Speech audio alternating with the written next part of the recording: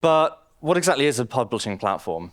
It's kind of something I've struggled to explain to people before, but I think I've got a really good explanation that everyone here is going to get behind. Who here's built a blog before? Okay, less people than I expected, but still about half the crowd. Yeah, so that's basically it. So we've got a blog here, we've called it the Telemetry Times.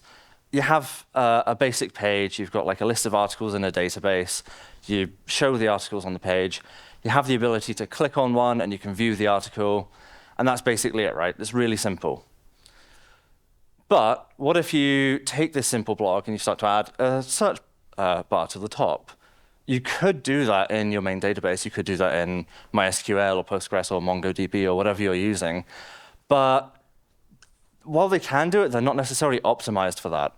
So maybe you're going to look and try to use something like Algolia or Apache Solr or Elasticsearch, and you're going to be calling an API to power your search. Then you scroll down on the article, and you see at the bottom here, we've got this thing that says, sign up and pay to continue reading. And whether you like or hate paywalls, they are like a valid business thing. So we've got people writing articles, and some people have come along and said, well, we're going to do really in-depth, complex stories that we're going to want people to pay for. So, OK, we need to add that feature.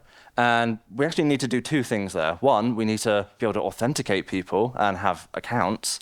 So we could build that into our own application. But we could also use something like Auth0 or Firebase and use an API, again, to power our authentication. And then we've got to manage the payment side of it. So you'd probably be thinking about using something like Stripe or PayPal, or maybe some combination of different things, depending on where in the world people are trying to pay from. So with that alone, we're now calling an API for authentication and an API for payments. You scroll down again, and we've got a comment section underneath the article. And again, you could build that into the database yourself.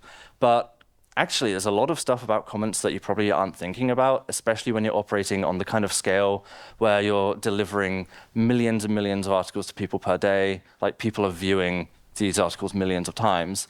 So we can't just have a plain discussion box that you can type in and submit. We need to link that up to the authentication as well. We need to think about what happens if someone types a bad comment. We need some way to report that. We need to notify the author that their article has been commented on. If someone replies to a comment, we need to notify them of that as well. There's a bunch of extra little things in there that you probably haven't thought about initially. So we might be using an external service like Discuss or Viafora in order to implement comments on the site.